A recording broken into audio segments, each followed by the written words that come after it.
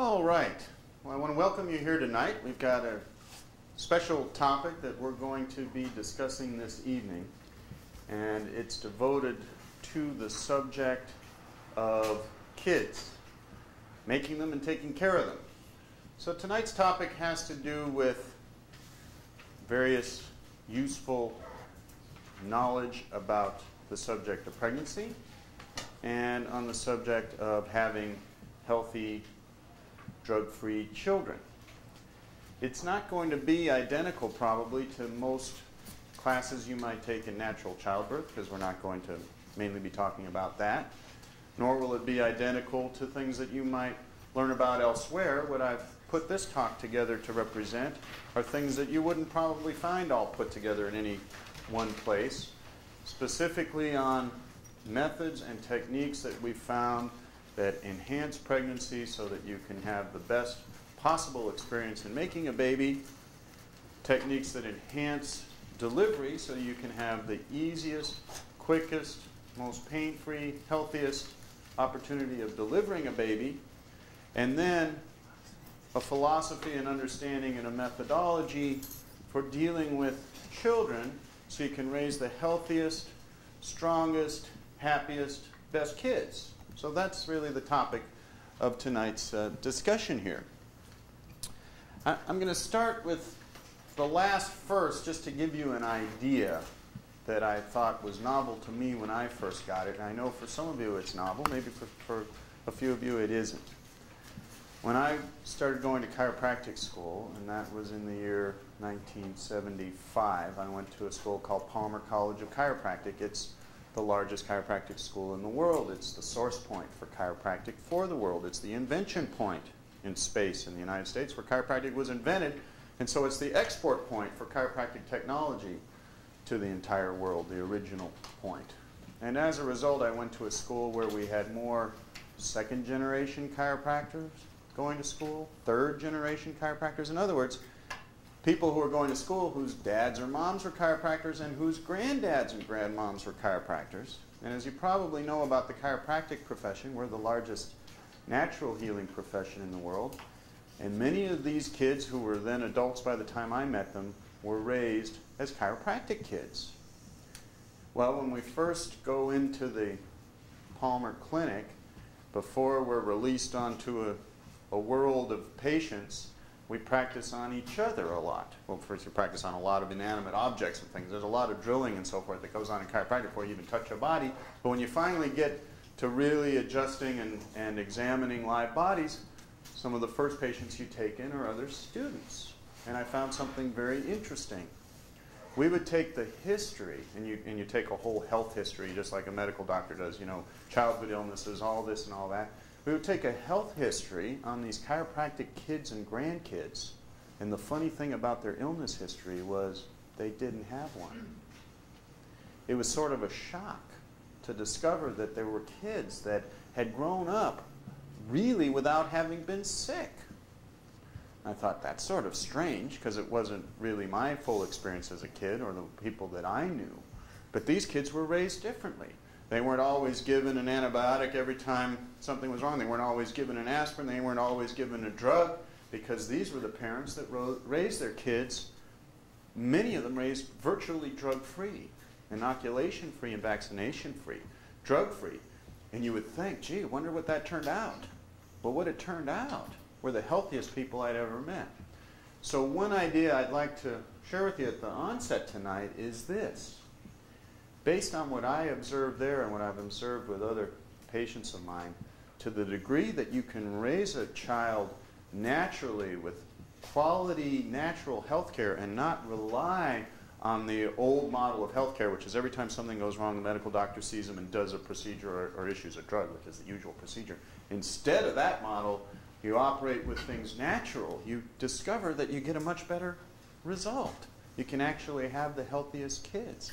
I mean, we're talking strong, well-developed, bright-eyed, well-muscled, well-built kids who didn't have the health problems that we expected when we've gone through all the drugs, all the inoculations, and all the problems.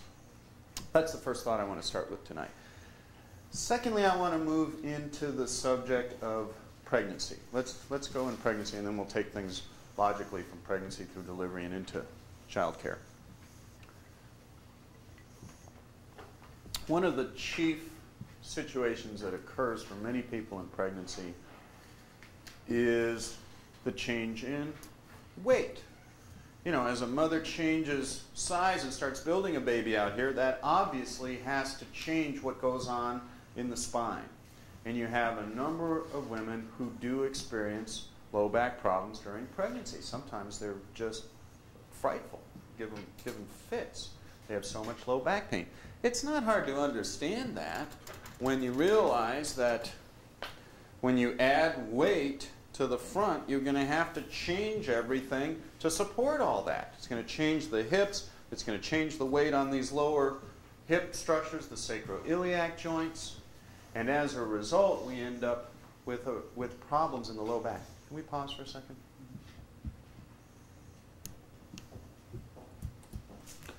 So what we run into are problems that occur in these pelvic structures.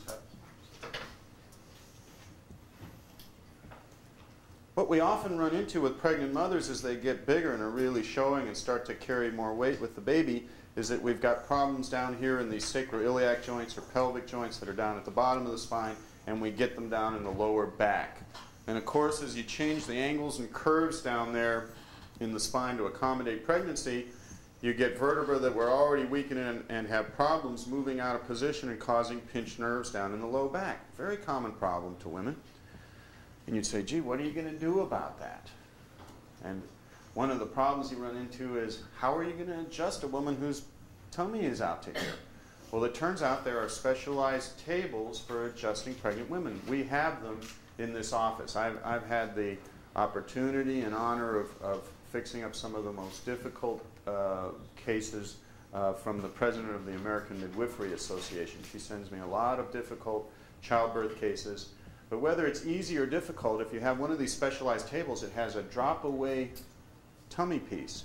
So that as big as you can get, it doesn't matter if you're carrying 3 babies or 5 babies or 1 baby, there's plenty of room for this table to be where you can actually lie on your stomach and get your spine adjusted, even when you're in the last few days of pregnancy. So by keeping the spine aligned, you get an advantage, which is the mother doesn't hurt. There's another advantage here that probably most people have never thought of and isn't usually spoken of. But you have in the bottom of the spine the nerves that go to where? Abdomen and legs. So you've got all the uterine and abdomen nerves coming from the low back. And what do we know about nerves? We know that nerves not only control muscles, they not only carry pain or no pain, they do a number of things. They not only carry signals that position you and allow you to move and so forth, but they also control all blood flow. Well, is blood flow going to be important to the uterus when you're building a baby? Absolutely. And has anybody really studied to find out how many people who have low back injuries are having more complications in pregnancy, less healthy babies? I don't think those studies have ever really been done. But common sense tells you from everything else that we know in chiropractic that we've seen time and time again in other parts of the body is this. If you have pinched nerves in the bottom of your back and you're letting them stay pinched, and it's then narrowing the arteries so that you're getting less blood flow to the abdominal organs, including the uterus, is that going to be good for a baby? No way. You're not going to get the delivery of nutrients. You're not going to get to the delivery of oxygen. And of course, no one really computes why this baby's so very healthy and this one's a little scrawny and this one is, you know, has a great APGAR score and that one doesn't. It's so hard to analyze. The APGAR score is how healthy the baby is when it's born. No one correlates little things like back pain because they don't think about it. They don't correlate a person's low back condition because no one stops to think about that as a general rule. But you're thinking about it now because we're talking about something that makes great sense. There's certainly a lot to be said that the whole process of pregnancy and delivery has moved a bit into the clinical realm. It's been over-medicalized. If you actually read the statistics on childbirth, you will discover that midwives have much better survival rates and health statistics than medical doctors. If you've never gotten an opportunity to read a very interesting book, let me recommend one to you to read. from the famous Dr. Robert Mendelsohn, MD, who wrote Confessions of a Medical Heretic. He wrote a book called Male Practice on the subject of women's health care and some of the very stupid things that go on in this area medically. I think this should be required reading for women because it can keep you out of a lot of stupid solutions to problems that aren't really necessary. In general, I would say that if you wanted to choose a good professional for your prenatal care and your delivery, you'd be smart choosing a quality midwife. Their statistics are better, the health of the babies are better, and they are trained, all the good ones, to know when there's a high-risk pregnancy present that they need to bring in other professionals for the risky pregnancy. So in my book, I would say that's certainly the way to go and the way I would recommend that you go. One issue in pregnancy is the issue of protein. There are some mothers who undereat protein. There are probably some mothers who overeat protein. There's a question on whether a baby that's grown from a mother who completely forces too much protein is going to grow so big that it can't be delivered vaginally. And then you can grow a baby so large that you have to do a hysterectomy. On the other hand, I've had certain patients who were so protein deficient, they just never ate protein foods, that it was difficult for them to build a healthy baby. It was difficult for them to build their own body as healthy.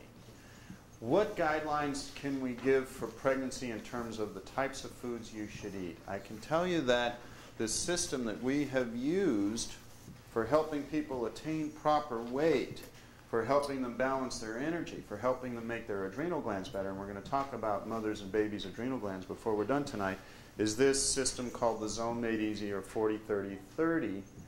The basic rule for a pregnant mother is you look at the chart within one of these planners that tells you whether you're an A, a B, or a C, or a D, and you bump up one planner for pregnancy. So it's very simple.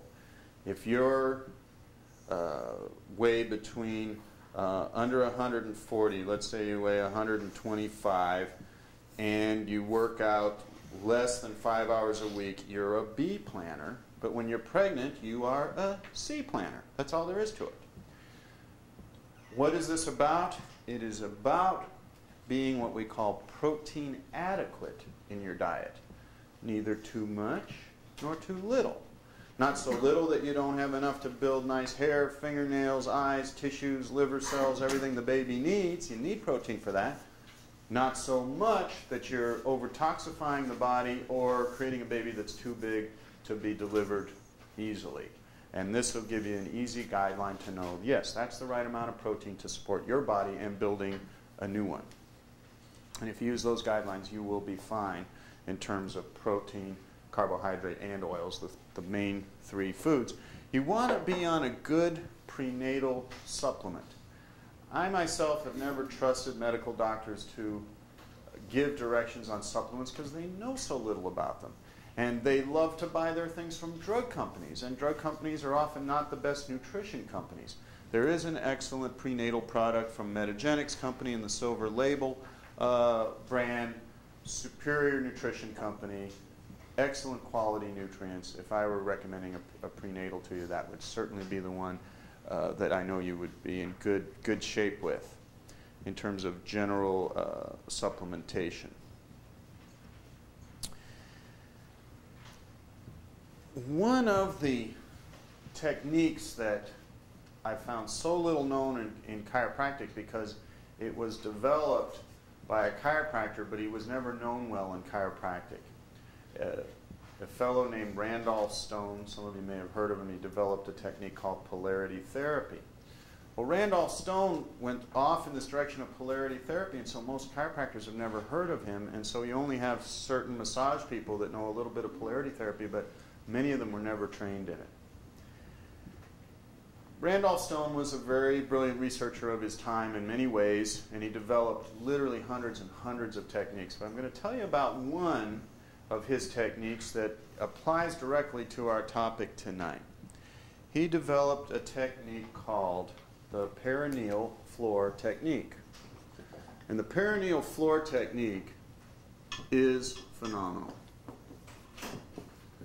We use this, we try to educate all of our pregnant patients about it and have every one of them benefit from this technique.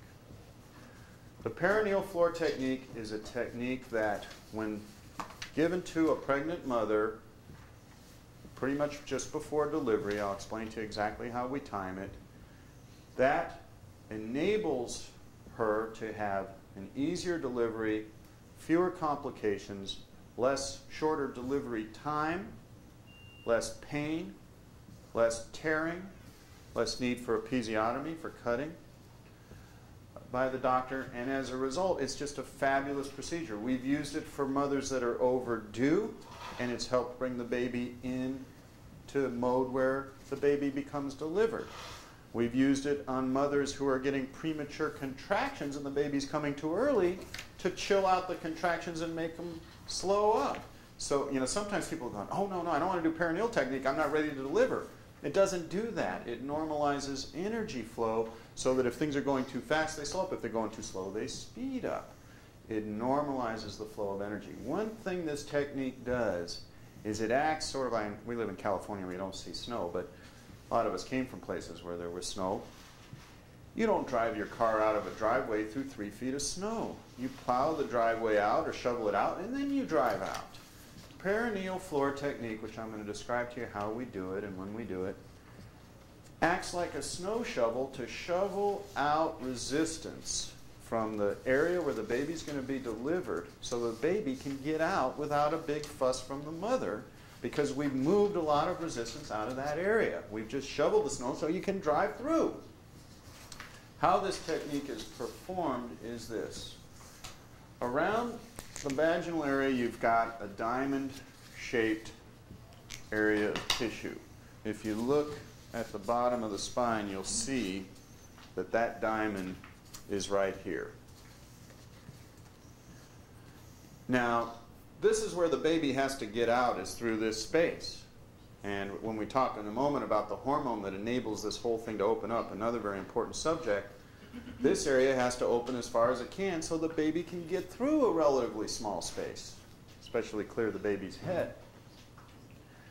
Perineal floor technique, we take that diamond-shaped area and we are going to have the patient lie on their side, and the doctor will be seated behind the woman, and we're going to apply fingertip pressure, deep fingertip pressure, to points that sort of skirt the bones of this diamond. So they're inside the bones of that diamond, not inside the vagina, all outside the body. We're going to apply pressure, and then we're going to touch, which is the polarity part of it, corresponding points in the neck with the other doctor's hand. So as we're applying pressure down below, we're going to be contacting points in the neck that correspond, and that allows a flow of energy to travel between those two corresponding points. And the technique is done like this. We'll apply pressure to the first one, apply a light touch to the point on the neck, and that point will either hurt or it doesn't. If it hurts, the person really needs this procedure. If it hurts, the patient will say to me, yow, or that hurts, or that's a bad one. And then we hold that point and the point on the neck until the pain vanishes, holding pressure on it the whole time. We don't wait for the pressure to vanish, just till the pain goes away. Typically, that pain will vanish very rapidly. We're talking seconds, rarely even a minute. So it may be, whoa, that's a nasty pain. And then it's already gone. And then we go to the next point. How's that one? Oh, that one's fine. Then we go to the next one. Ow, that one hurts. Okay, we hold that one. That feels good now, doc. We go to the next one. And then we go to the next one. We only hold the ones that hurt, and we hold them until the pain vanishes and the electrical flows, the polarity, it's like the positive and negative on a battery, to where this energy equalizes between these points and the pain is gone. And as soon as we do that, that doesn't hurt anymore. Oh, good. So then we leave that point, go to the next. We do everything on the top side of the diamond. They turn over on the opposite side. The doctor moves behind them once again and contacts the other set of points. This technique varies from person to person. when these points are really awful, which is sometimes, that a lot of them are just horribly painful, the person really needs this procedure because they got so much jammed up energy in this area. The normal thing that I tell most people, this is the way I've developed to do this for my pregnant patients over the years, is we usually do the first perineal floor technique for pregnancy 2 weeks before the due date, 2 weeks before we think we're going to deliver. And we see how it goes. Maybe it's bad. Maybe it's sort of average, and there are some bad ones and a lot of good ones. Maybe it's unbelievable. There aren't any that hurt at all. You see that now and again. And so far, every time I've done a person where all these points were clear, they've had just rocket deliveries. Just, you know, oh, well, I had a 4-hour labor, the baby jumped out, it was real easy, everything was cool, boom, he's wonderful, I'm fine, everything's great. You know, we got ones where, of these more than a dozen points, many of them are very painful. I'll say, let's do another one in a week. And we won't, we may repeat it 2 more times or even 3 more times. The usual thing that I do most of the time is I will deliver perineal floor technique once 2 weeks before delivery, and no matter how it went that time, we'll do it one more time just before delivery. We try to pick a date based on the mother's own awareness or intuition or whatever you want to call it of when she expects to deliver, that we're going to be a day or 2 before that, and we'll deliver a second perineal technique. Why? Because it may have been fine 2 weeks before, and now a lot of things have shifted, and there are other points that have gotten jammed up energy flows in them. We want to clear all those out. What's the ideal situation here? Things are cleared out before delivery. You plowed the driveway before you drive out into the street. Makes the deliveries much easier. I have numbers of success stories. I forgot to ask them to select some for you, but if you ask later, they'll get them to you and we can mail them to you. You can pick them up here. I have so many mothers that have sworn by this technique to have made delivery gorgeous for them. Some of them had delivered babies without it and then came to this technique and they go, it's just night and day. I would tell you, if I were a pregnant mother, I will probably not be one anytime soon, I would never deliver without this technique. Because, I mean, you're talking about the time and expense of a chiropractic adjustment and the results being such a much more easy delivery. I mean, what's the trade-off here? It's just too much upside. What's the downside? Nothing at all. So I would only deliver this way, and I can tell you, if you want to talk to women who will tell you their experiences, and they will tell you they will only deliver this way. When their friends are pregnant, they say, you got to go in and do this. It's the only way to do it. I believe it is the only way to do it. It's just an under-known and underutilized technology to make delivery much easier. One thing I was just reminded of the other day when I was, just the other minute, when I was getting ready for this workshop, is my girlfriend was reminding me of the times that I've changed babies' position so they could deliver normally. And I didn't even have it in my outline, but it needs to be, so I added it. A baby is supposed to deliver in a certain position. If a baby is butt first, that's a problem. You know, there are different positions that are problematic. Butt first is the most common of them, but you know, you can get arms and legs and cords wrapped around. I mean, there are different things that are each their own problem. But when a baby's sitting in what this is called a lie, the position the baby is in, if that lie is incorrect, then the doctor or the midwife will say, well, there's risks in this delivery. This is going to be a painful delivery. It's got problems. Maybe we should do cesarean. It's going to take too long. We can't get the baby out this way. There's all kinds of complexities that occur. Well, I've had midwives send me babies that are in this breech position, butt first position. They've been positioned wrongly in the uterus. They're expecting the baby to be delivered, and it's not in the right position. And I use muscle testing. Those of you that know our technique here, we can use muscle tests to test the human body and find out what's where it belongs and what isn't where it belongs. And I test the baby outside the uterus by contacting the uterus and seeing what position it needs to go to get in the right position again, where it's head first. And I just gently guide the baby back into position.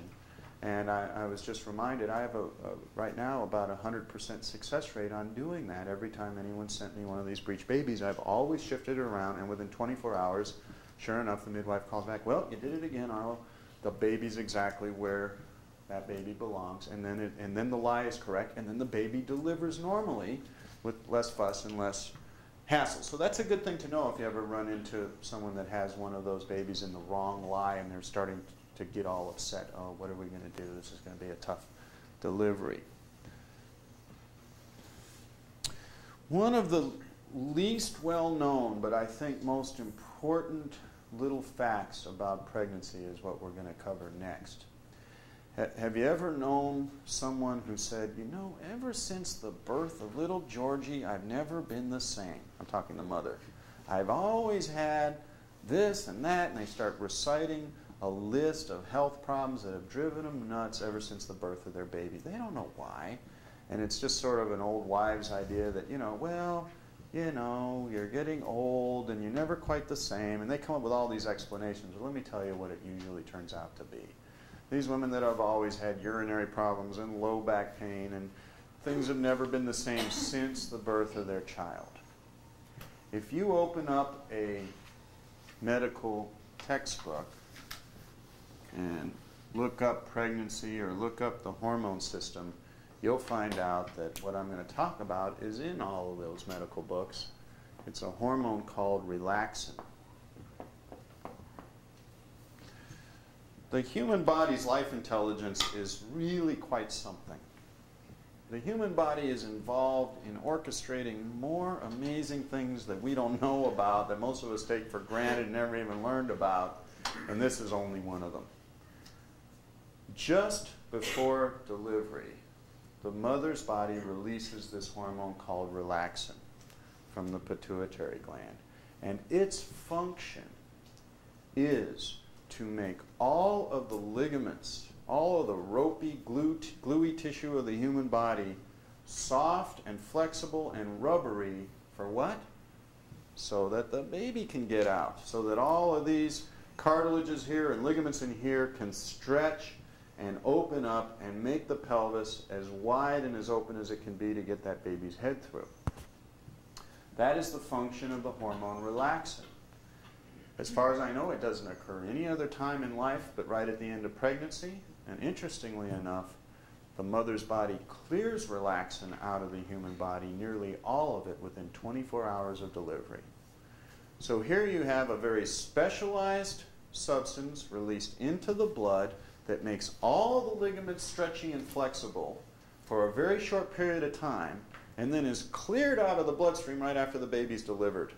And as it clears out, what happens? All the ligaments go and lock back into being tight again. Just present for the job and gone when the job is over. Now, relaxin affords a very special opportunity to a pregnant mother and a very special risk. Because here's what happens to these mothers who, ever since the birth of little Susie, I've always had a pain in my absorption. They start listing all these pains that have hurt them. They go through childbirth. Maybe the doctor sticks some needle in their right butt, or into their, uses a saddle block and puts one of these injections in them, and the needle goes in, and they get a little bit of a contraction here and a zing of pain there, and it causes muscles to contract here, and then they go through childbirth, which I'm told on good authority isn't always the greatest party known to womankind and has its own pains associated with it. And that pain set of signals goes up through the spine into the nervous system and up to the brain. And maybe childbirth goes on for a while. Maybe they have 25 hours of labor. And there's pain and there's stress and they're pushing, all the calcium, magnesium out of their system because they're contracting and decontracting and they're stressed out, and nobody thinks about that either. You should be on minerals, of course. You want to be on enough minerals. And all of these inputs of pain and muscle spasm and discomfort signaling back to the spine can allow a woman very easily to get tweaked. Twist here, bend here, malposition here. You realize that what keeps your spine straight in life, for those of you that have been to the most basic lecture in this series, the first one on total health, we go into how you have to have muscles pulling equally right and left, backwards and frontwards, side right and side left, rotational left and rotational right. If all those muscles are in balance, that's what enables you to stand or sit and go, wow, life's a song, my back doesn't hurt, everything's cool. But if one of those muscles is tugging more and another one less, and rotates one of those vertebrae into a misalignment, well, then you get a pinched nerve. But when it's straight, you don't. Can you get pinched nerves during delivery? Yeah. Did I just list a bunch of ways that it could happen? Yes. Now, if those pinched nerves remain uncorrected for 24 hours and the relaxin leaves and it all glues into place, what do you get? A glued up new mess. And of course, the person's nerve system isn't functioning after delivery like it was before delivery. And ever since the birth of little Joey, I've always had these problems because they've got 3 more pinched nerves they never had before the birth of little Joey. You go, wow, that's a heck of a problem. It's really a heck of an opportunity. Relaxin affords the mother the ability to get one great chiropractic adjustment that is worth 20 other chiropractic adjustments any other time in her life. And so this is what we recommend to all of our pregnant mothers, and the ones that have done it have benefited brilliantly. As soon as the baby is born. Now, you know there's a whole thing in the hospitals now. It's economic to push people out of hospital beds. So it wasn't really so health-wise as it was money-wise. Let's get everybody home. Let's get them out of here. But I'll tell you something very interesting. A lot of mothers think, now this is another reason I'd rather have a midwifery delivery, is you see with most midwifery deliveries, it's very easy for you to just get to the chiropractor. And we always give you all of our phone numbers, so if it happens to be a weekend or whatever, there's no problem hooking up with us. And get the mother, and I'll tell you in a minute why the baby get both looked at by the chiropractor within 24 hours of delivery. That is the ideal scene to have that occur in the first 24 hours. Why?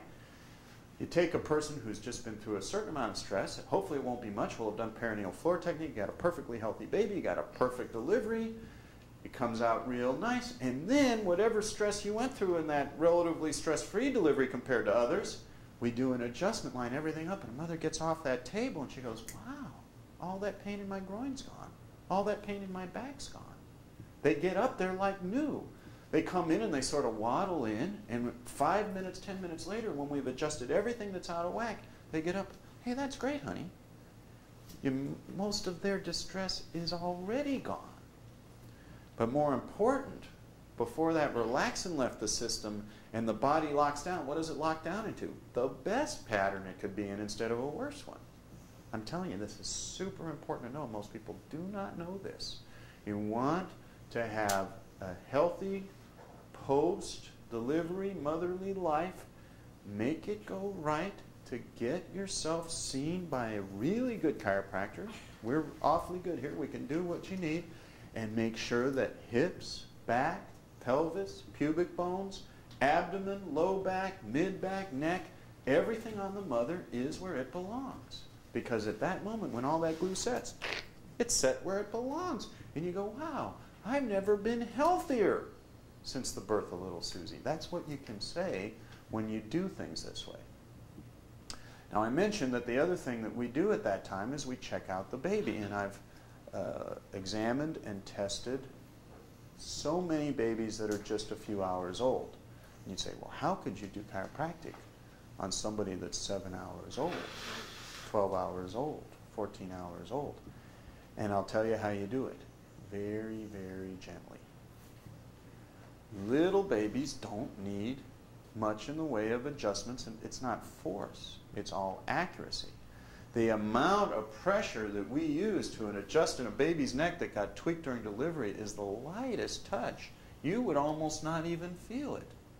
But that's all it takes. And they coo and they smile and they're very happy and they don't fuss. And we're not talking about, you don't take a baby's neck and have to go crick, crick. You couldn't if you wanted to. They're made out of cartilage. Their bones aren't even hard.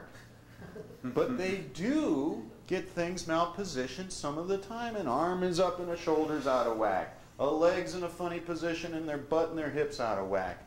Their neck comes out funny and gets tweaked with an arm and they got 2 neck bones and a shoulder out of place. These things really do happen. I've got to say that it is rare for me to find someone whose perineal floor technique, all the points were clear, nothing hurt. It is rare to find a baby that I test where everything came out perfect. It does happen. It does happen, but it isn't the most common. What is the best thing to do is to just move these things into place. You don't need a sequence of adjustments for little babies. You just adjust them that first time. They're fine. And you can save a world of trouble. Which leads us into the next discussion. What happens to babies who just seem like they weren't the right baby? I mean, here you got this cool mom and this cool dad and this fussy baby from hell. What went wrong? And it happens sometimes where these mothers and fathers are like, oh my God, what happened here? I've had a lot of these babies brought to me. They don't sleep. They don't suckle. They don't stop crying. They're not happy. Nothing's right. Their tummy's bad. The doctor says they got colic. He says they'll outgrow it. Let me tell you how fast they outgrow it. Overnight when you do the right thing. That's how fast they outgrow it. You want to wait for them to outgrow it? Oh yeah, live through this for the next few months and make yourself utterly miserable. Let them try to outgrow it. That's the hard way. I'll tell you the easy way.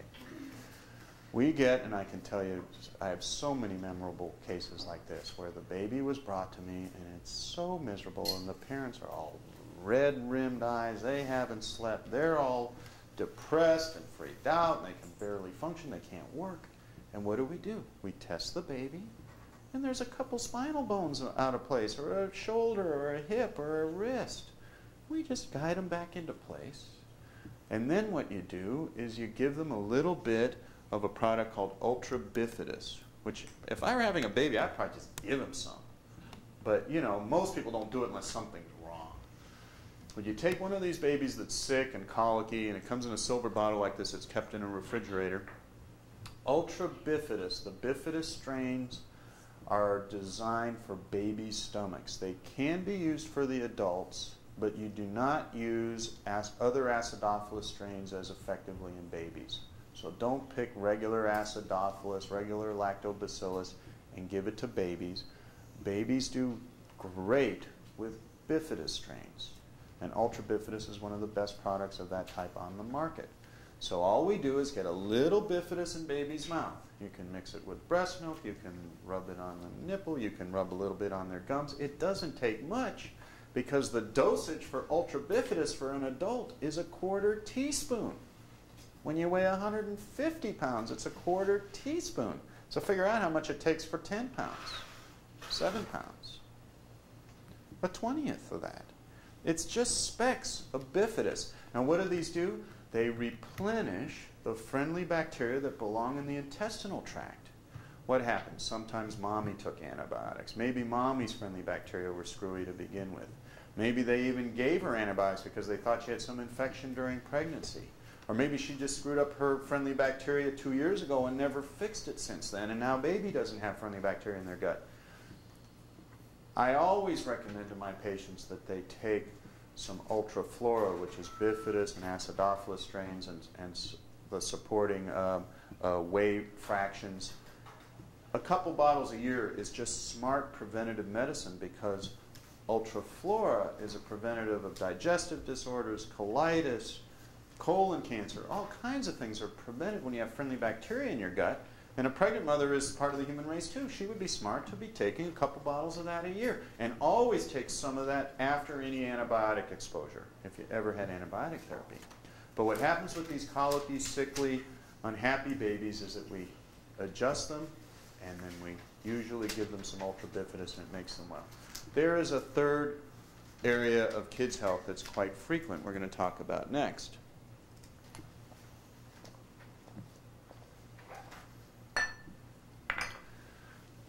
And that is the babies who are born low adrenal. For those of you who have been patients here, most of you know something about the adrenal glands. And they're very important glands. I'm not going to teach you a whole adrenal workshop tonight because we have a whole other seminar. Our blood sugar and hypoglycemia seminar is devoted to it. But on top of your kidneys, you've got these adrenal glands. They're very important because they put out a series of hormones that are so important to being healthy, energetic, good immune system, urinary tract working right, out of pain, fighting off germs effectively. Adrenals are very critical, and yet people run down their adrenals, and many times mothers have run down their adrenal glands. We know that a pregnant mother whose adrenals are very low will rip off the fetus's adrenals in the last 3 months of pregnancy.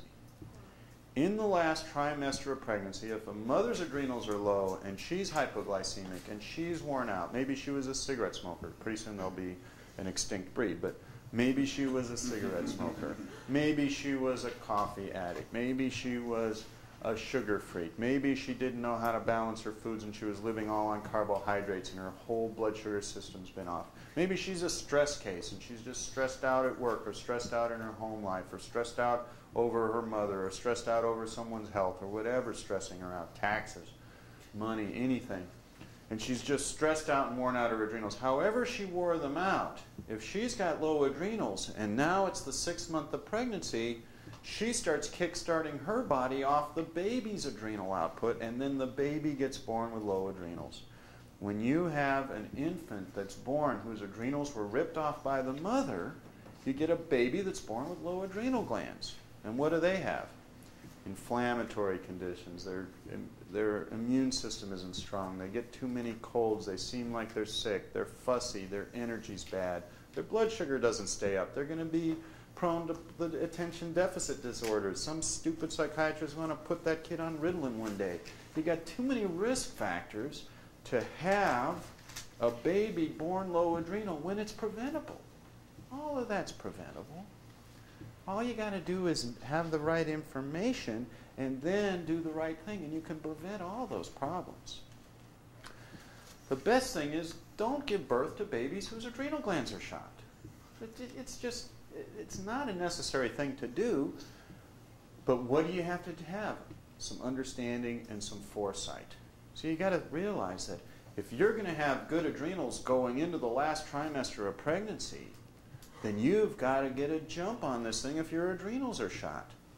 Because many adrenal gland cases take about 3 months to normalize unless they're just the pits. I mean, really, really sick ones that are just crawling around, they take longer than 3 months. But the average person who's hypoglycemic and got some headaches and got aches and pains, and we test them and their adrenals are low, and there's a lot more to adrenals than I'm talking about tonight, but to really understand this section well, you should get a copy of the video on hypoglycemia, blood sugar in the zone, and understand adrenals completely. But if you've got adrenal problems, then you'd be smart, most people, to be fixing it by the end of the first trimester, if not sooner, so that by the time those 3 months are up and you hit the beginning of the last 3 months, the mother's adrenals are already pretty spiffy.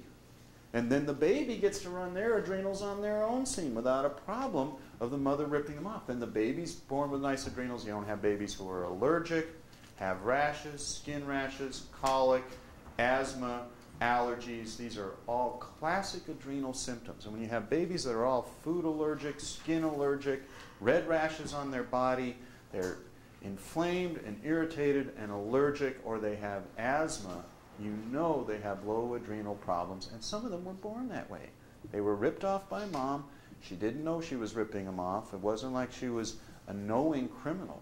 Most of these crimes are unknown to the perpetrator. She didn't know she robbed the bank. You know, she didn't even know she had the gun in her hand. But the bank got robbed, you know. But what you don't know can hurt you. In fact, most of the time, what you don't know is what does hurt you. You know, that is the actual truth of things. This is another moment to make an intelligent recommendation for you to look into this 40-30-30 zone eating system.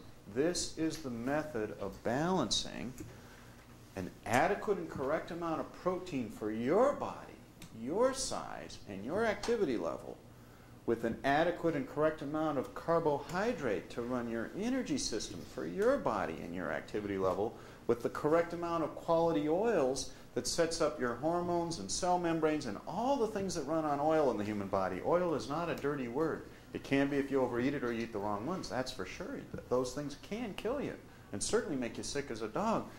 But oils are necessary. Each of these things, protein, carbs, and oils, are all essential for life in correct balance. And this will tell you how to do it in life. And as I mentioned earlier, bump up a planner to do it for pregnancy.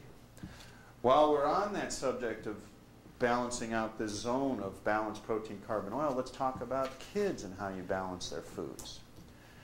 I was brought a kid this year who was plagued with headaches. His mother was beside herself. I think if she were a suicidal type, she would have shot herself. She was so bummed out because no one could make this kid happy. And she's figured she's a great parent, her husband's a great parent. Why do they have this kid that's in screaming fits of pain every day? Sick at school, in pain all the time, headaches, just ripping this little kid apart. And finally Leslie actually brought this woman to bring her child to me. And what did we find? We found what we found with headaches almost all the time, whether you're 2 years old or 20 years old or 70 years old or 40 years old. It's usually the same thing. A messed up blood sugar and adrenal system and a messed up neck. Well, this baby had been going to doctors. This baby had been to handfuls of chiropractors. This baby had been there, done that. And why would she go find another doctor? No one had bothered to correct this child's blood sugar system. And it was quite a project getting the parents to get this kid to get straight on balancing protein, carbohydrate, and oil, because this kid hated protein and loved sweets and lived on them all the time. And when they went to school and they gave the kid snacks, what did the teachers and the other kids give this kid? More sweets. And when he went to school with the right foods and he traded out of his lunchbox with another kid, what did he get? More sweets. And what happened? Headaches were killing this kid. He was such a wretched, miserable kid compared to the cool kid he turned out to really be. Inside this tortured body was a cool little kid. But what was happening is no one had spotted the problem or knew how to correct the problem. What did we have to do? Step by step, we had to get this kid to understand that if you're going to eat something sweet or starchy, you're going to have to eat protein. Well, that was a tough thing. It was all new. And there was a bit of a learning curve for the parent, one parent, as well as the kid, to learn that you couldn't just eat the bread. You had to have some chicken or some fish or some something. Of course, he had a limited number of proteins, so it was mainly, hamburgers and chicken, I think, are the only things that he could touch, because he was finicky, too, about his eating habits. Bottom line is, that kid's now a happy kid. Within a week or two, the teachers were telling the parents, whatever you're doing, keep it up. Jack's a cool kid. And as another month went by and we started seeing, how'd you do today? Oh, I had a headache today. Well, what'd you eat today? Oh, Cheerios, and it was always the same. Well, no, you're going to have to get some protein in there. Oh, yeah. See, and it's not always easy to get, but let me tell you what you want to do with kids.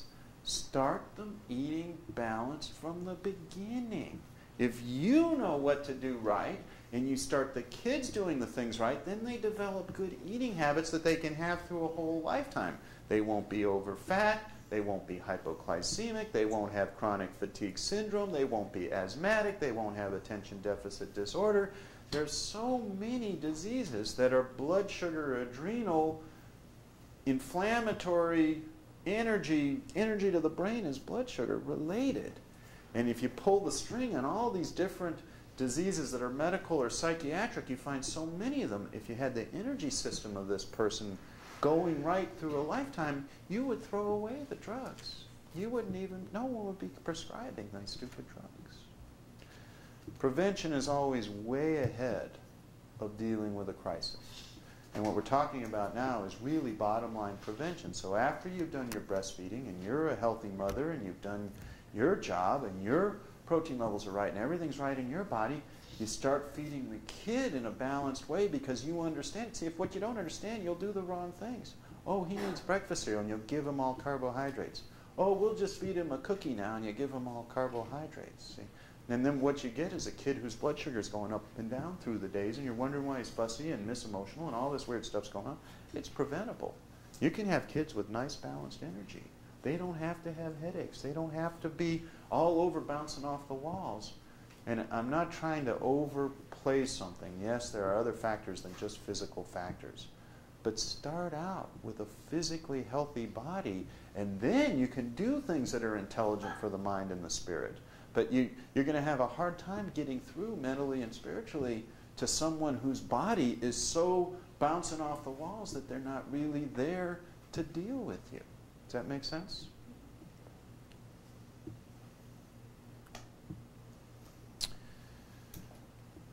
Fevers, drugs, and chiropractic. Well, there's an viewpoint in medicine and there's a viewpoint in natural health care on the subject of fevers, and they are usually somewhat different. So let me explain to you the viewpoint that we have on fevers here. There are a number of illnesses that can occur where the human body will create a fever, and a fever is helpful to the human body for certain reasons. Most germs have a narrow band of temperature in which they operate effectively. Just like the human body is keyed to 98.6 degrees, that is the exact temperature where most all of our chemical processes work perfectly. And we try not to vary that temperature. Our bodies are set up to not let that temperature vary very much, even tenths of a degree this way or that. 98.6, 98.6, 98.6. Germs are the same way. But the human body can expend energy at times and raise that temperature up to 101, 102. And yes, it puts us off our exact prime temperature, but it puts the germs off of theirs. And when they're off of theirs and we rally and we get our white blood cells in there and our spleen and our thymus gland and boom, and we're shooting surface-to-air missiles and we're blowing up germs and scooting them off the battlefield, and we win, and the body lowers the temperature down. That's what a fever is designed to do when it's working right.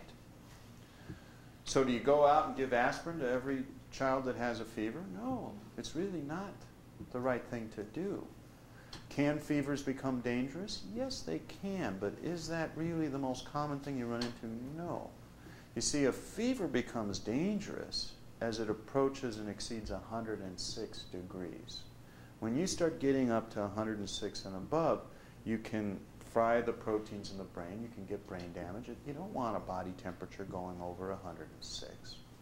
But most of the fevers that you encounter in many day-to-day illnesses, little this, little that, they don't ever come close to that. They're 101, 102, 102 and a half. These are not brain damage levels. These are not horrendous levels. And of course, if a person started to go from 102 to 103, one of the old things you do is you just take a cool rag or some ice and you cool them down a half a degree.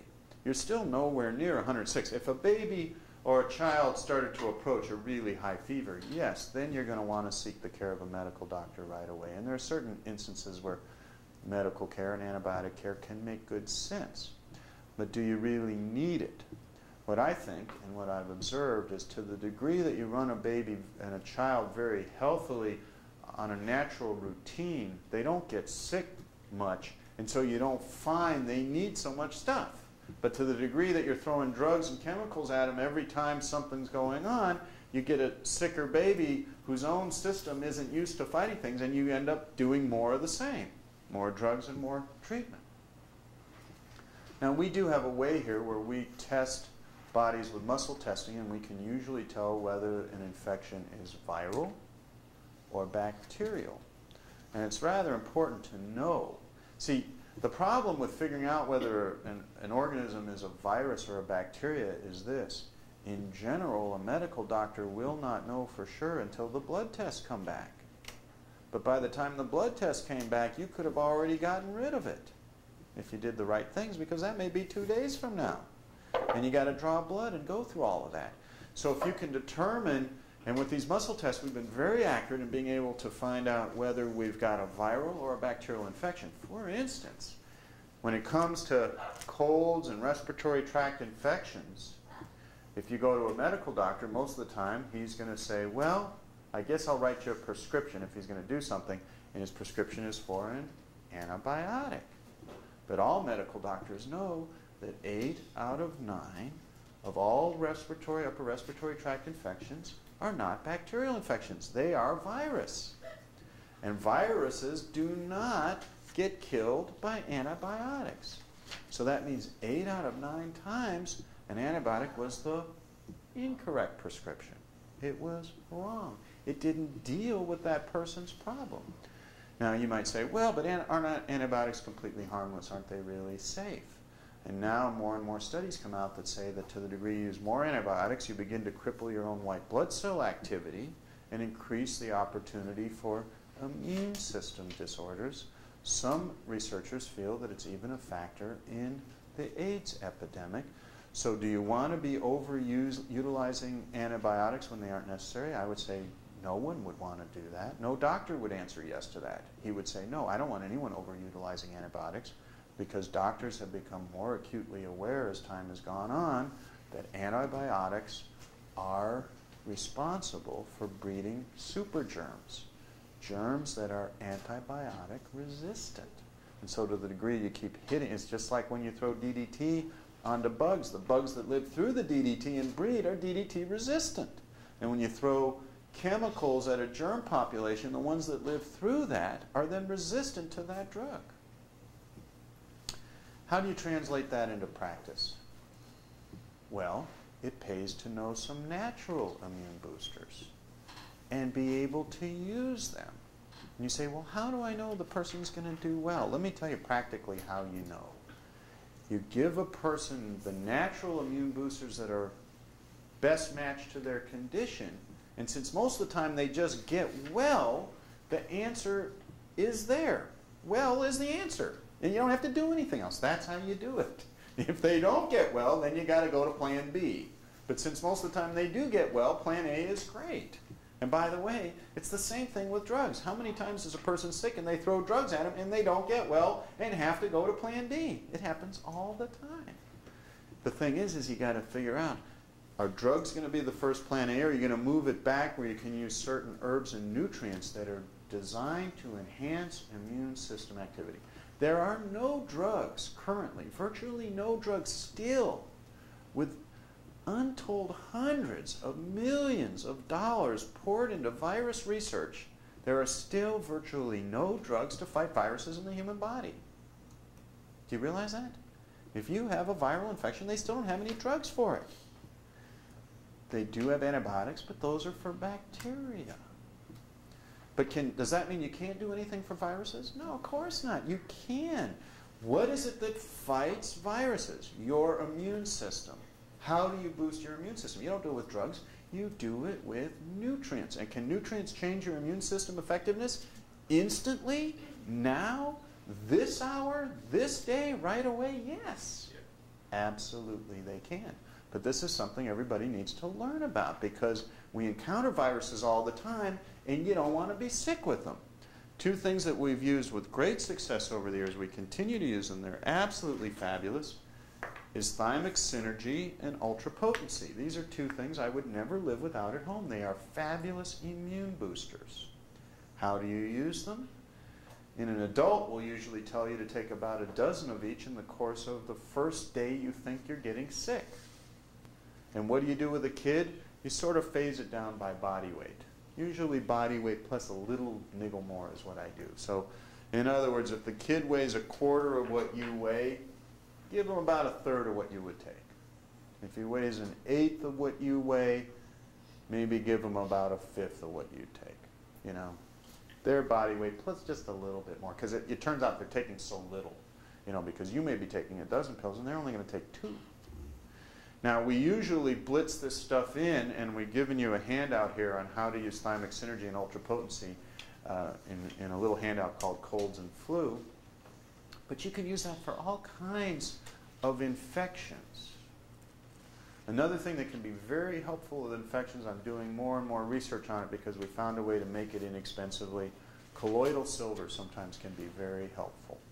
And you can build a little device. I'll get those of you that ask for it a little write-up on how you can build a colloidal silver maker in your house that'll make colloidal silver, which sells for like $30 and $40 and $50 a bottle, for about 5 cents a bottle. So you can make it for the rest of your life for 30 bucks. Can be fabulous for certain infections, very inexpensive. I wouldn't probably use it all the time because they say it's non-toxic, but heavy metals in the end, if you drank it all the time, who knows whether there's going to be some toxicity. But in the short-term run, they seem absolutely fabulous, and I'm sure there's no problem in the small amounts of parts per million of silver that goes on in using colloidal silver. And then there are herbs. Did we give a copy of the Super Tonic write-up tonight? About the Super Tonic? You should add that to this handout and ask us for that. We'll give you a copy of how to build an incredible herbal tonic. Now, I haven't used this. Have you used it with babies? No. I think with No, it's babies too you'd tough have a for rough babies. time. It's really Adults, too it's strong for adults babies. and- This is an adult immune booster that's made with ginger and habanero pepper and garlic, and it kicks butt. I mean, it is a fabulous immune booster, but it's so strong I really don't think you could use that directly with babies. Ultra bifidus has natural antibiotic properties. Anytime you had a sick baby, if you gave them a little ultra bifidus, you could many times help dramatically, always help somewhat, never do harm. So if you gave any child or baby that was sick a little ultra bifidus, you have a natural stomach balancing, immune enhancing, bacterial infection fighting methodology. And then you can use things like thymic synergy that you can grind up. Now, getting babies and kids to eat pills is not always easy. In fact, sometimes it's impossible. So what do? Have a mortar and pestle or a little gadget you can grind them up with, and then put them into something that the baby will eat. Whether you want to use some sweetened yogurt, some banana, some frozen grape juice concentrate. Those are some of the ways that you can make anything taste sweet and cold and get it into a baby's mouth, and get them to take the small amounts that they need.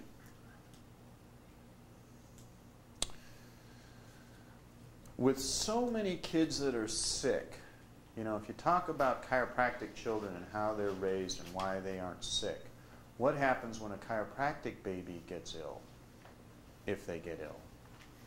They take some nutrients and daddy gives them an adjustment. That's what happens. You say, well, what does an adjustment have to do with immune systems? And I'll tell you this. We know for a fact that when you adjust properly the human body, the immune system typically doubles in effectiveness instantly.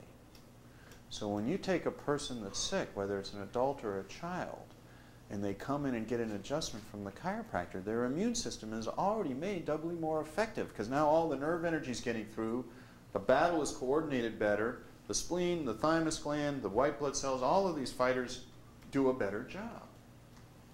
And over again, when people have brought me their sick children and we give them one tiny nutrient change based on what we test on the points on their body, adjust whatever's out in their neck or their mid-back or their low back, whatever it is, the mother says, that was miraculous. My kid was better in an hour. My kid was better by that night. Sounds weird until you've experienced it. It doesn't sound like anything normal that you're used to. I know that. And if I hadn't seen it over and over with my own eyes, I wouldn't be telling you it either, because it's not the way most of us are trained to think. Sickness, germ, take a drug, kill the germ, I'll get better. That's the way we were originally trained to think. It's not the best way to think, because there are too many errors in that thought pattern, especially when you realize 8 out of 9 of the germs you're fighting can't respond to any drugs they have right now. So that's the problem with that whole thought pattern. It really is illogical when you view it with the facts. So I'm giving you one that sounds illogical because you haven't experienced it, but I'm going to tell you it works. Actually works to get immune system boosting into the child and have their nerves functioning properly, and bingo, they kick these things out. I've done so many cases where a child was stuck with a fever. Now, you've got to realize that the temperature control mechanism of the human body is nerve-based. Those of you that have been to my Glands seminar know about how the glandstat mechanism controls glands, and we talk about how it works like a thermostat. Well, you have a thermostat mechanism in your body. If you didn't, you wouldn't be at 98.6. And of course, that temperature control system is nerve-based. Now, you'll get an individual who's stuck in a fever because the nerve system is stuck at that fever. And oddly enough, you can do a chiropractic adjustment, the fever breaks right now, and the person's already getting well. And that happens with children very frequently. Now, on the specific subject of ear infections, you run into a situation with certain kids where they have chronic ear infections. And this is how this sad story goes. Oh, little Johnny's got an ear infection. Then, well, we gave him an antibiotic, took him to the pediatrician. Oh, we got rid of the ear infection for a week, but then it came back. Little Johnny's got an ear infection. We took him back to the pediatrician. He looked inside. He said he's got an ear infection. There's pressure behind the eardrum. He gave him a different antibiotic. Little Johnny seemed to get better, but 3 weeks later he got another ear infection. We took him back to the pediatrician. He checked him out. Yes, there's an infection in the ear there. It's really bad. Let's give him a different antibiotic. They go through this 5 or 6 times, and finally there's too much pressure behind the eardrum. They say, little Johnny's going to need a surgery. We're going to have to implant tubes in little Johnny's ears. And then they bore a hole in the eardrum. This is a good idea. And they stick a plastic tube through the eardrum, which, by the way, is very painful. You do not want to have a hole in your eardrum. It is also very dangerous. I have one friend who didn't know what I'm teaching you tonight, who nearly lost her child to that ear tube surgery because you can't get water in your ears when you got tubes going through your eardrums. And this kid got in the shower, got water in the tubes, and then got spinal meningitis from the infection that developed from the water going through the tubes behind his ears, and nearly died. So, do you want to have kids go through this if it's unnecessary? Of course not. You don't want to have kids have surgeries with tubes poked in their ears. But why is this kid getting an ear infection that they can't get rid of? Let me tell you what it comes down to. There usually are 4 things that we check for, and we have to correct the ones that are problems. And when we do, I always run into mothers, oh, you fixed my baby's ear infections 15 years ago. Thanks so much. I just want to thank you again. We run into them all. Do you remember when you fixed Billy's ear infection? To be honest with you, sometimes I don't even remember. But they bring me these kids with these horrible ear infections. Some of them had tubes. Some of them don't have tubes yet. Some of them are scheduled for tube surgeries. Somebody told them to come see me because they know what we're talking about tonight. So few parents know this. I just got to tell you that there's a whole public of parents out there doing the wrong things for their kids because they don't know. You have to check their adrenals. Some of those babies were born with low adrenals and their anti-inflammatory and immune systems are not up to par. You have to check their friendly bacteria. Some of those kids have already been on antibiotics or their mother was on antibiotics. They don't have any friendly bacteria in their gut. Their natural antibiotic system is not working properly. You have to check their neck. The upper neck nerves go to the ears. The C2 nerves, second one from the top, are nerves that go to the ears. Some people have tweaked upper necks. It is the most common area of the neck to jam into a misalignment. There are only 2 areas of the neck that are the most common. The very top and the C5, 6 level near the bottom. And when the top is jammed into a malposition, it can affect ears. Most of you may not know. Chiropractic was founded. The first chiropractic case had nothing to do with neck pain, had nothing to do with back pain, had nothing to do with fixing somebody's spine because their spine hurt. The first chiropractic case was a deaf janitor whose hearing was restored by manipulating the bones in his spine. And we have repeatedly fixed hearing disorders and ear disorders. When we test the second cervical vertebra, it is misaligned. We have to straighten it out because that controls blood flow to your ears. How are you going to fight an infection if you don't have blood flow? Where are all those white blood cells? White blood cells are in your blood. If you're not getting any blood there, you're not getting any white blood cells there. And of course, blood flow is controlled by nerves. And which nerves control the blood flow to your ears? Right here, neck.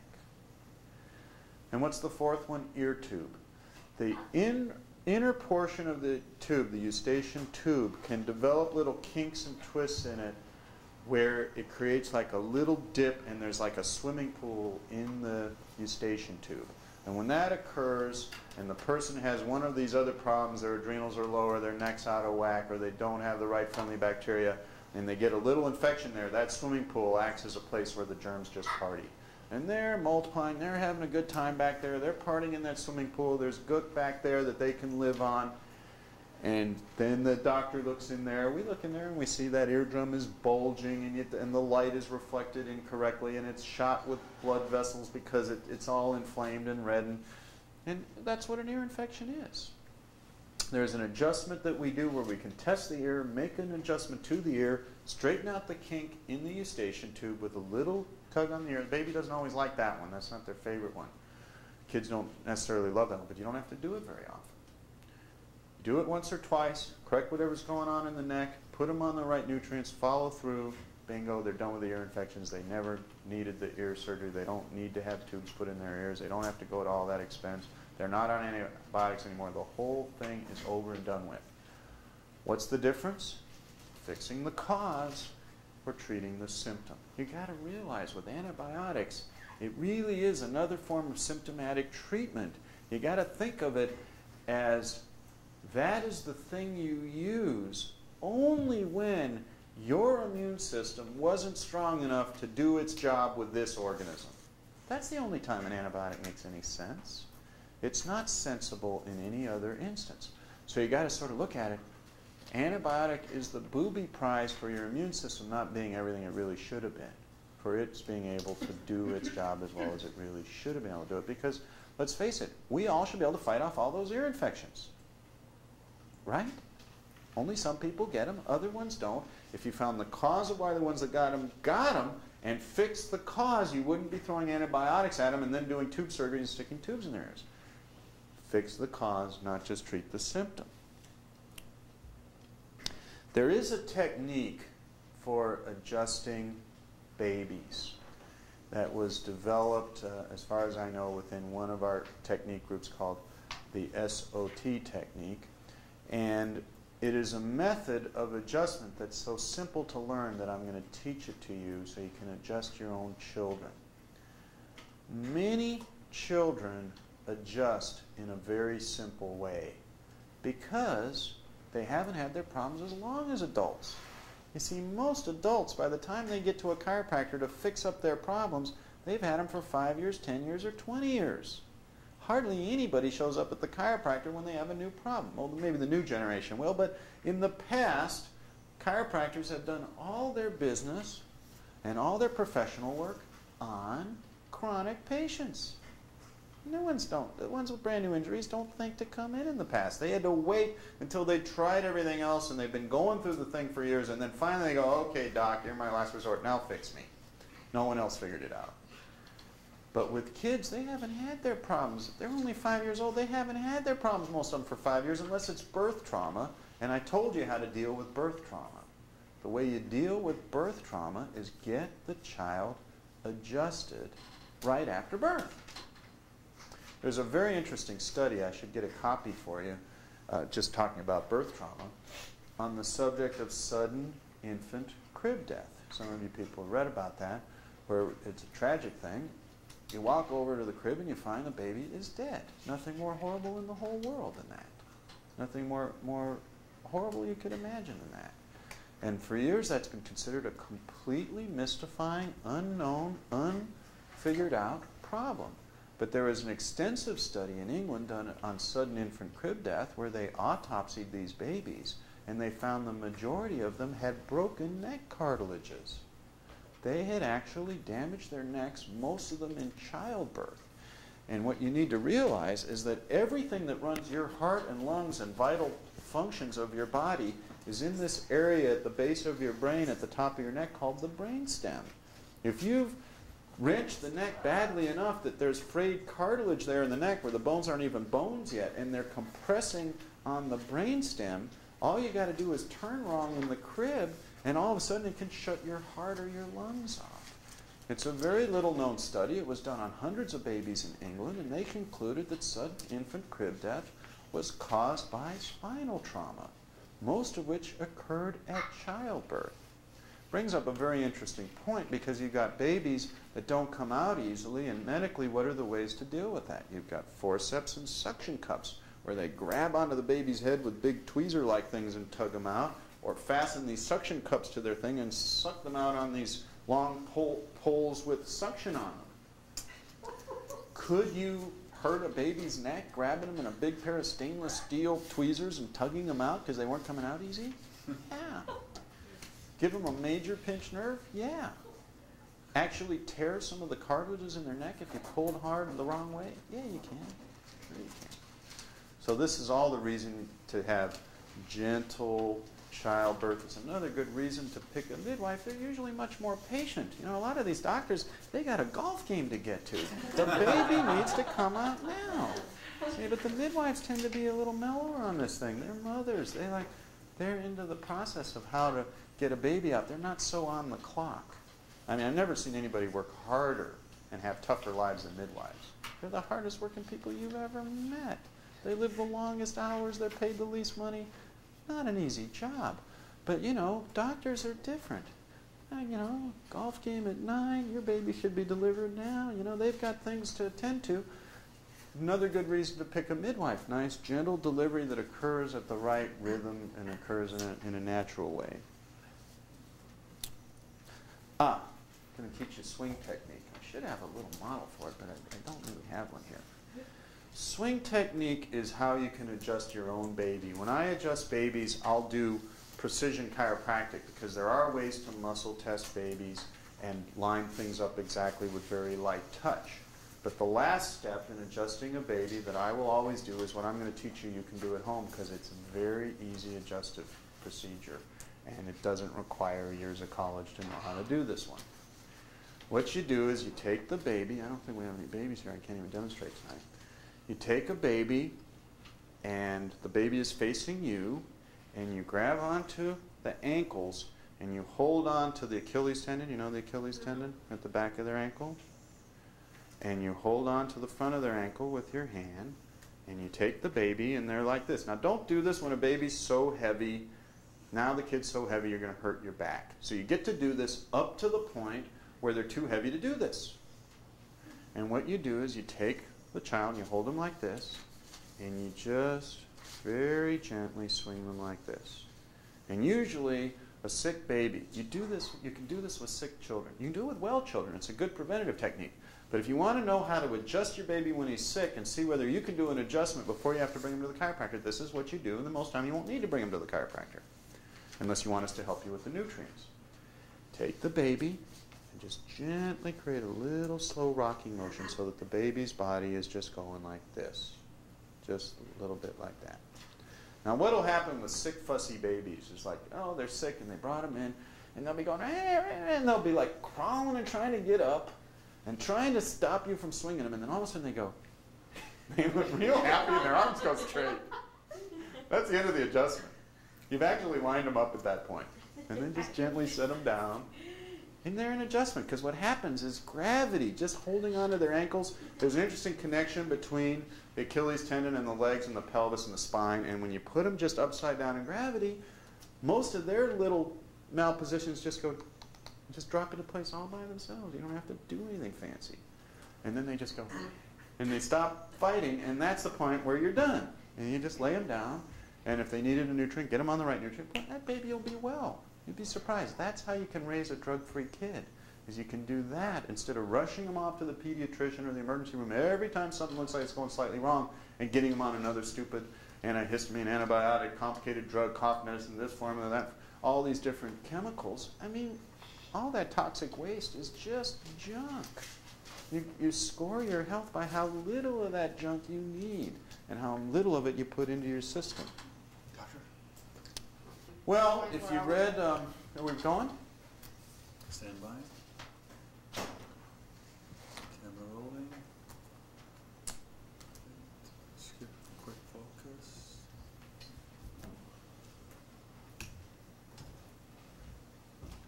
Well, the question I was just asked is, what do you do if the baby can't leave the hospital because they're saying that the baby had to stay? And my answer to that was probably, in most of those cases, the mother maybe blew it during pregnancy and she wasn't as healthy as she should have been. But be that as it may, if that's what happens, you may have wanted to read the cover article of this morning's LA Times, in which they said that Cedars-Sinai Hospital, and what was the other one? I forgot what it was. Cover of the newspaper today, is now putting in alternative health care. Chiropractors, acupuncturists, nutritionists. Why are they bringing it in? The public demanded it. And what was the quote from the doctor in charge? we're pretty much behind on this one, guys, but the public's demanded it, so we're bringing it in. So the answer is going to be in the future. By the way, you know, the AMA and all the medical associations and hospital associations have fought chiropractic tooth and nail and would not allow hospital privileges. When I go into a hospital and some families call me in because their kid crashed a car into a brick wall and he's been paralyzed and he can't move his right arm and he's been through 10 weeks of physical therapy and every day they work with him for 3 hours and his arm only moves this far and it only comes up this far, and the physical therapist just worked with him for 90 minutes and he can move his arm this far, and they're very excited he can move his arm this far. I have to walk in and pretend I'm the uncle. I'm the minister. I have to go in undercover. And then I go and test the guy and I adjust him and I walk out and he's like lifting his arm off the wheelchair, he's holding a cup, he's drinking water. The nurses are looking at me like, who was that masked man? But, you know, we're always undercover. But if you read the cover of the LA Times, what you see is the writing on the future wall is being written right now. Why are hospitals going to put chiropractors on staff? Because the public is saying, screw you guys. You've been keeping this whole thing, fighting it so long now. Why is it when we're in a hospital we can't get the kind of health care we need? And the truth is, well, they've done studies. I mean, if you read the studies on what happens when they let a chiropractor into the back ward of a hospital, all the patients get out. The beds are empty. I mean, that's the other reason they haven't been letting chiropractors in. It's just that's the only ones they were letting them in at all. And I think it scared them on how many of them got well. Because he couldn't keep those hospital beds generating $2,000 a day in services if they got better and left. But the truth is, I think as the future goes on, probably the answer to your question is the chiropractor on staff hopefully will be a good one, and he would be one that could help that mother or that baby. Scoliosis. Oh, did you learn swing technique? Do you feel like you got it down? It's really simple. The swing technique is a very simple technique, and you can do it all the way up to when the child is just too big for you to safely do it, that you would drop them on their head or you'll hurt your back. If once they get that big, you can't do it anymore. Scoliosis is when a person has a spinal curvature, and these things accelerate in young women and young men during their growth spurts, and it may be a little bit of a curve, and then they're 13, and then they're 14, and then they're 15, and it gets out of hand. And it can be a real problem. A scoliosis, which is an abnormal curve when you view the spine from the back, and it should be straight, and instead it's crooked. It could be mild, or it could be moderate, or it could be really horribly severe. What looks to be the smartest thing is really prevention, because cure is not always great. And the medical cures for scoliosis are still pretty horrendous and barbaric. If, let's say, a young girl, which are the most common group to run into this, turns out to have one of these bad scoliosis problems and she's 14 years old, they will put her in a weird body brace, a big plastic body cast. Just what you want to be doing when you're 14 and dealing with new hormones and new breasts. You want to live inside of a plastic body cast. That's a swell way to go into puberty.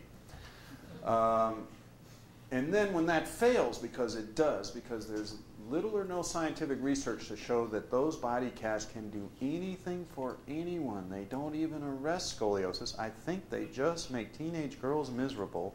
I think that's their sole product. Then the medical profession, if it's severe, has only one other option that they've developed. They open up the spine, they slice the girl's back open, they take a metal stainless steel rod about this big around, and they implant one of these Harrington rods with these horrible screw clamp devices and screw it into place permanently to where the rest of their lives, where their spine will never move, and they try to straighten out as much of that curve as they can with all these clamps and this big solid steel bar. There's another swell thing to go through. Prevention is going to be way ahead of those types of cures. And what do you want to do for prevention in these cases? Good diet, good minerals. What kind of things are going to reflect in excellent bone growth and even bone growth? The things that we know.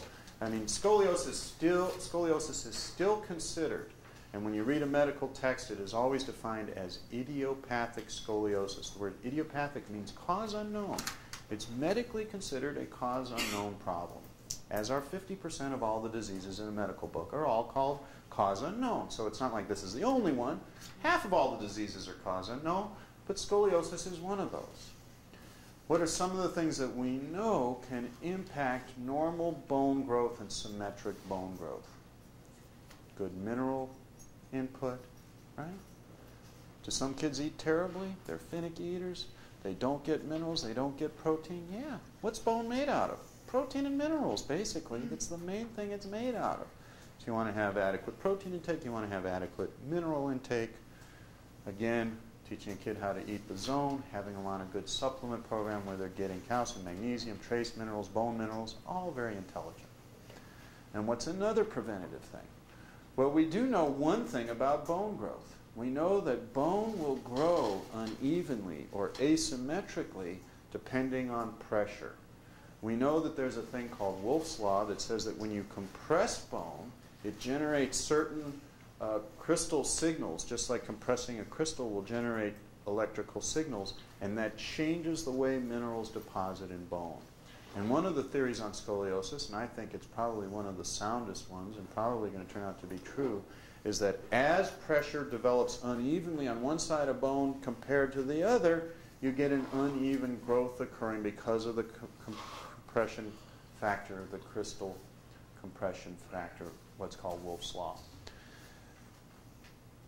How do you deal with that, flipping it around into a concept of prevention? Swing technique. A well-adjusted kid. You got a kid who's got a hip that's out of whack, put it in whack. Because what happens if they throw their hip out, horsing around, and they're favoring one hip? Don't you see they're going to be carrying weight on one side, not on the other, and that over a period of years could result in one of these curvatures. But if everything's symmetrical, they've got good utilization of their body, all their joints are working right, you're probably not going to run into any of that when you couple it with good nutrition, so they got good protein intake, good mineral intake, everything's there to build good, strong, symmetrical bone. That would be the preventative approach that I think makes the most sense in view of what we know about scoliosis right now. Supplements for your shelf at home, I would certainly recommend. I brought up some of the ones that I think are very helpful to keep at home. Detox is part of what we call our nutritional survival kit. It's for food toxicities. For babies, definitely a bottle of Ultra Bifidus in the refrigerator. Very smart one to use a bit of just on a preventative basis and use acutely for first aid if they're colicky, if they got upset stomachs, if you think they got a stomach infection, some Bifidus.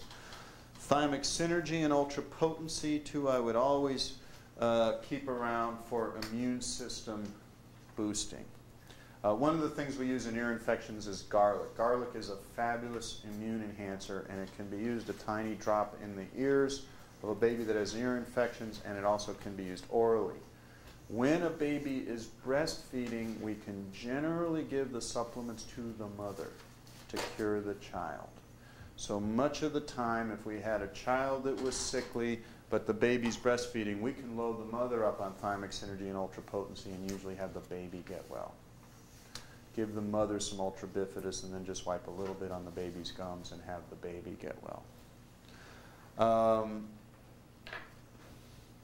Ligaplex, Mintran, and Calamo, these are part of the neuromuscular trauma kit. These are great for kids once they're old enough that they're going to be running around and bopping into things and spraining a wrist or an ankle or a shoulder, which every kid I think is probably going to do if they're anything like normal.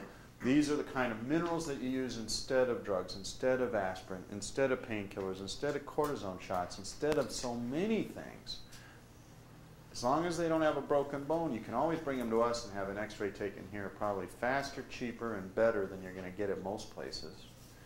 Because we're going to get you right in. You're not going to be hanging out in an emergency room for 5 hours waiting around for an x-ray to find out that even the emergency room doctor didn't even know how to read it. We had a guy come in here last year, 6 fractured ribs when his car ran into a car accident, and they only found one of them. And that was Cedar-Sinai emergency room. So we're awfully pro on our x-ray abilities here, and if it looks like a person, by the way, let me tell you something about x-ray and broken bones. If a bone is broken, it always pays to know it, because certain things have to take place for certain types of fractures. How do you know that a bone is broken? I can tell you how I know. You shoot an x-ray. Let me tell you how you don't know if a bone's broken. Just about any other way. I'll tell you the truth, and I'm good at this, and I've been doing it for about 20 years. If I look at somebody's foot and it's all black and blue and purple, the odds are 50% it's broken. If I guess it's broken, maybe it is. If I guess it's not broken, maybe it is. I can't guess. As soon as that thing's really looking discolored, or you see it's at a weird angle, or something doesn't look right, or you hit it hard enough you wonder if it's broken, your smartest thing to do, shoot an x-ray and find out. Because I can't guess. I don't know how you're going to be better than me. I look at these things all the time. And a fracture shows up on an x-ray. If it's there, we see it. If it's not there, we see it. And half the time when we guess, we're wrong. So we don't guess. It's just much better to shoot the picture. Now, having the neuromuscular trauma kit, when you know it's not broken, it looks like it's just a sprain, you know you just got a sprain, you didn't hit anything hard enough to break it, you got no reason to think it's broken, but it hurt, and it's swollen, and it's this, and it's that. The neuromuscular trauma kit are great things to use for kids and adults both. Drenamine and tyrosine, these are two frontline adrenal repairers. They'll repair a mother's adrenal glands when you want to fix them before pregnancy. Talk to someone like us and get the right dosage, though, because you can do the right thing in the wrong amount. Life is very amount sensitive. Too much of a good thing isn't good anymore, and too little of a good thing isn't right either. You just got to get the right amount of the right thing, and then you end up getting the right effect. But these are two of the products that we will use for adrenal gland repair. These are some of the things I would recommend. When you're doing 40-30-30, it pays to have the good 40-30-30 bars for snacks. They make life so easy. You're driving to a grocery store, you're driving to the mall, you're going out somewhere you don't have time to eat, you haven't eaten in 4 hours, you eat one of these bars, you're home free. You're good for another 3-4 hours. You don't have to do anything else. Your weight isn't going to go up, you're not going to get fatter, you're not going to lose energy, your brain isn't going to get tired, you're in the groove when you use those. These are very helpful to have. For those of you that know the 40-30-30 system, this easy whey powder is a brilliant thing to have because you can cook with it, you can make the shakes with it. In a minute you can put together a completely balanced snack that'll protein balance. If you're a pregnant mom and you want to build a healthy baby, you don't have time to go and cook a meal, all you do is take some of this, boom, throw it in the blender, toss in some fruit, toss in some ice cubes, toss in some almonds. 45 seconds later, you got a meal. Your baby's going to be well fed, you're very happy, and you're still doing what you wanted to do, and you didn't have to sit down and spend 40 minutes cooking. So these are some of the types of supplements that I recommend have applications to the things we've talked about tonight.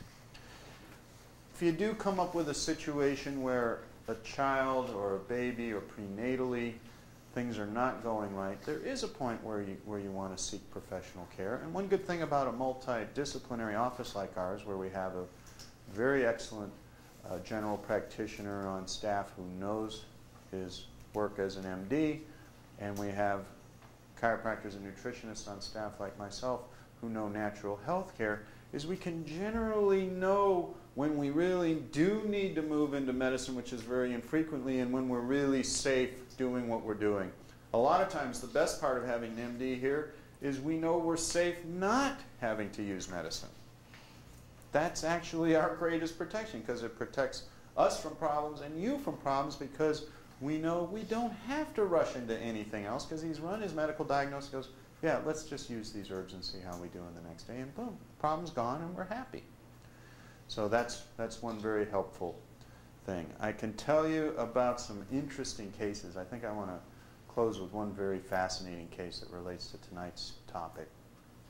A few years ago, I was sent a patient from the president of the American Midwifery Association. And she would send me her toughest cases. I mean, just when stuff looked bleak, when really things looked bad. And this particular mother had what's called toxemia of pregnancy. Blood pressure was up. She had horrible swelling of her body, what's known as pitting edema. And what that is you take an ankle of a person in pitting edema and you put your thumb against it, and it creates this big hole in their tissue, just a big dent, because they're so swollen. And then you take your thumb away, but the dent's still there. And it stays there. And there's a big thumbprint on their leg, and it doesn't go away for minutes. That's pitting edema. She had all of that. Her blood pressure was high. She had toxemia pregnancy. It's a high-risk pregnancy. It's a high risk to mother and baby. The drugs they use to try to bring it down can be deadly. Often one or the other doesn't survive, and it's just a bad situation. They sent me this patient, and I tested her out, and she came to me and she said, Tanya says you better deliver a miracle, Arlo, because I'm in deep trouble. And I tested this woman out, and she had her top vertebra misaligned very badly at the top of her neck. And one thing you know if you've been in chiropractic a long time is that toxicity problems will cause the top vertebra to tweak into a malposition. You'll get a pinched nerve at the top of the neck, very, very commonly. She had a horrible pinched nerve at the top of her neck.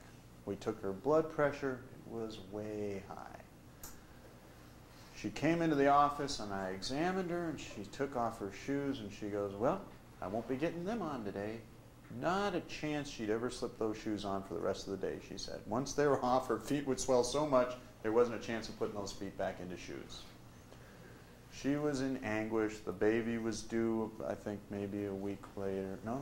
The baby was due the next day.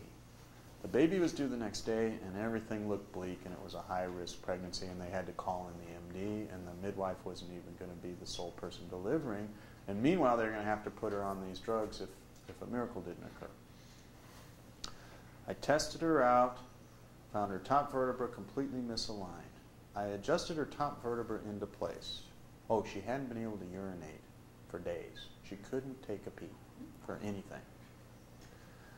I adjusted her top vertebra, and it went into place. She ran out of the room and into the bathroom to pee. She came back, all her ankle swelling was gone. She slipped on her shoes, there was no swelling at all. We retook her blood pressure, it was 120/80, perfect. This is for real. This is a real true story. She left perfect. Everything right. So they said, Arlo, we better have you attend the birth, because this is really rough. So I went over to Glendale Adventist, and I stayed there all night during the birth. And they had the mother attached to a fetal heart monitor. They got a little thing that they strap on, and it measures the heartbeat. And this baby's heartbeat was going along, 146, 148, 152, 148, 147, 152, 121, 91, 63, 22, 0. They'd wake me up. Arlo, come over here. I swear this is really true. Come over here. Wake me up out of the chair where I was sleeping. Huh? Oh, okay. Test out her neck. Sure enough, toxins have pulled her neck into a misalignment. I adjusted her neck, kick-started the baby. 0, 48, 124, 154, 147, 154. The obstetrician watched all of this. He watched me kickstart this dead baby 3 different times, and it went like this with him. I mean, he couldn't even see it. It was so outside his reality that he couldn't even... I'm sure if you asked him the next day what happened, he couldn't possibly tell you what happened, because I saw it just go like this every time, and he was watching the whole thing. He watched this baby die, and he watched me kickstart the mother, and the baby kickstarted every time. Anyhow, the baby was born completely healthy. The delivery went perfectly after all. The baby had a perfect APGAR score, it was a dead baby several times that night, was delivered completely well, and chiropractic did kickstart this baby, and I mean, the thank you letter I got from them was phenomenal, because the parents were beside themselves with happiness. They had a perfectly healthy child. And these are things that you don't normally expect, because most people do not deal with the human nervous system the way we deal with it every day. And they don't realize that your nervous system does run the show. Your brain and your nerves run everything in your body. They run your heartbeat. They run your pulse. They run your digestion. They run your perception. They run your breathing. And if those things shut off, well then, that's the end of that. Those are electrically controlled phenomena. And the electrical system that runs the show is your nerve system. And it surprises the heck out of anyone to learn that you could reset a pinched nerve and bring a person back to life. But I know many, many instances of this, and I'm just telling you one that relates to our subject tonight in terms of kids and pregnancy and health care, because I think until you glimpse the full range of what goes on with nerve system control of life, it's hard to really put it into an intelligent perspective. You have to really understand how important these things are in terms of being well and being able to deliver normally. And you can't expect a medical doctor to understand these things. They just don't understand what goes wrong with the human nervous system. If that baby just died, and it did, and that mother's body caused that pulse to just stop, and it did, it would just be written up as toxemia pregnancy, end of story, because the relationship of toxins to nerves is not something that medical doctors think with on a day-to-day basis. They somehow, if you really asked a scholar about it, he could probably tell you, well, of course, the toxins affect the nerves, and then the nerves shut down, and that shuts down the life process. But in the day-to-day business of working in a delivery room in a hospital, the obstetricians are not thinking this. And more importantly, they can't apply this because there's no application in medicine for that. What drug are you going to give that'll straighten out that mother's neck and have that baby live? There isn't one in the world. Never was, never will be. Anyhow, as we close tonight, I want to just remind you, I think most of you know, we've given you a couple health passes tonight. Those you can use if you've never been a patient here. What they entitle you to is to come in and have a free consultation with us, have us run screening tests on you and see if there are things that your problems, if you have some health problems, would respond to what we do and explain how we would go about that. Those you can use yourself if you're not a patient. You can give them to family and friends. It even entitles you to a free x-ray, but we do not x-ray pregnant mothers, by the way. It's just not done. There are reasons for that. I won't get into it now, but x-rays are not done on pregnant mothers as a rule. And I hope you had fun tonight. I think this is a very important subject, and I'm glad we put it on videotape. It is going to be made available to you, too, for those of you that want this information available to a friend or a family member. You could get it from us on video, because we do not do this lecture live all that very frequently. Thanks so much for coming.